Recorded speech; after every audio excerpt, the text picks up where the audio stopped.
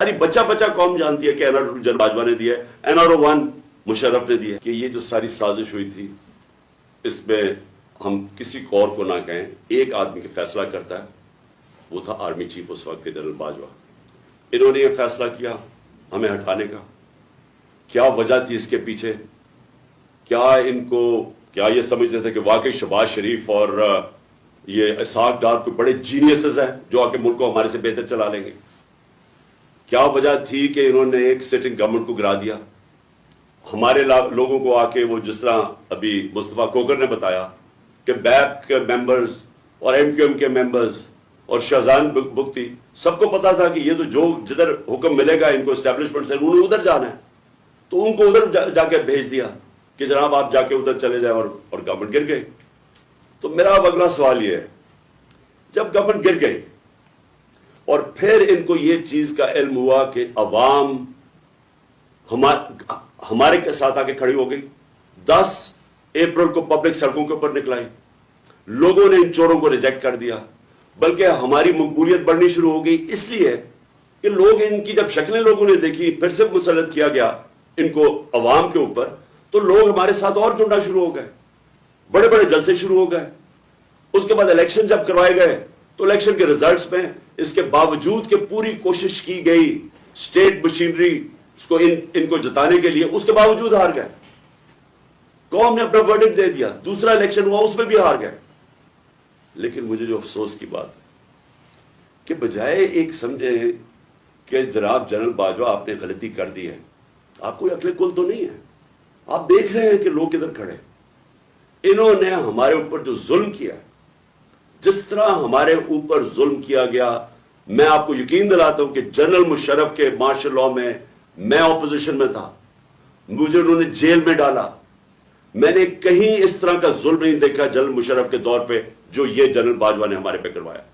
ایک چلتی ہوئی حکومت جو اچھی بلی جو میں خود آپ کو بتا رہا ہوں، اور یہ آپ اکنامک سروے آف پاکستان میں دیکھ سکتے ہیں کہ ہماری پرفارمنس کیا تھی. میں نہیں اگر کہہ رہا تو آپ خود دیکھ سکتے ہیں. اس حکومت کو سازش کر کے، بیرونی سازش کا حصہ بن کے، کون ذمہ دار تھا اس کا ایک آدمی ذمہ دار ہے، اس کا نام ہے جنرل باجوہ. میں اس کے خلاف اس لیے نہیں بات کرتا تھا، آرمی چیف تھے. آرمی چیف کے خلاف آپ کیوں نہیں بات کر سکتے؟ کیونکہ فوج کے اوپر فوج کو برا نام نہ آئے. ہم سب سمجھتے ہیں کہ اس ملک کو، جو میری طرح کے لوگ آزاد ذہن کے لوگ ہیں، ہم تو اپنی فوج کو چاہتے ہیں مضبوط ہو. ہماری تو ساری پوری کوشش ہے کہ مضبوط فوج ہو تاکہ ہم آزاد ملک رہ سکیں. تو اس لیے ہم چپ کر کے بیٹھے رہے اور یہ سارے تماشے دیکھتے رہے کہ کیسے سازشیں ہوئیں، کیسے لوگوں کو بتایا گیا. جب میں گورنمنٹ میں تھا، میں جنرل باجوہ کو کہتا رہا کہ یہ 30 سال سے چوری کر رہے ہیں، ان کے اوپر کرپشن کیسز ہیں، نیب آپ کے نیچے ہے، آپ نیب کنٹرول کرتے ہیں، میرے نیچے ہی نہیں ہے، کیوں نہیں ان کے کیسز آگے بڑھاتے؟ پہلے تو ہمیں سارا وقت یہ بتاتے رہے کہ فکر نہ کریں سر، ہو رہا ہے سب کچھ، سر ابھی کچھ ہو رہا ہے. پہلے تو ہمیں یہ بتاتے رہے.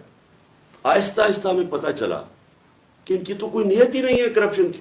مجھے پھر کہنا شروع ہو گیا کہ جی آپ ملک کی اقتصادیات کو ٹھیک کریں، اکانومی کو ٹھیک کریں، بھول جائیں اس کو، یہ اکاؤنٹیبلٹی کو.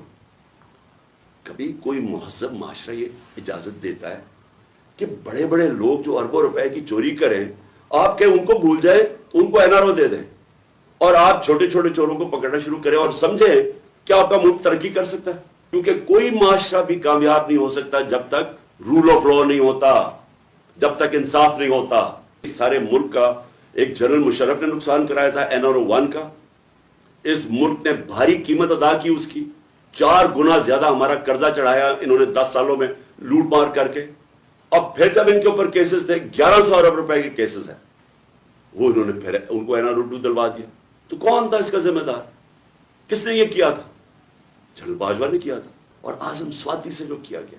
اور قصور اس کا یہ کہ وہ کہہ رہے کہ NR2 جنرل باجوہ نے دیا ہے. ساری بچہ بچہ قوم جانتی ہے کہ NR2 جنرل باجوہ نے دیا ہے، NR01 مشرف نے دیا ہے، سب کو پتا ہے. اس کے اوپر اتنی سزا ایک سینیٹر کو، اگر آپ نے نہیں دیا NR2 تو جا کے پبلک کو بتائیں نہیں دیا آپ نے، سارے لوگوں کو بتائیں آپ کے کس طرح آپ نے لوگوں کو بچایا. ہم بتائیں گے کیسے بچایا آپ نے.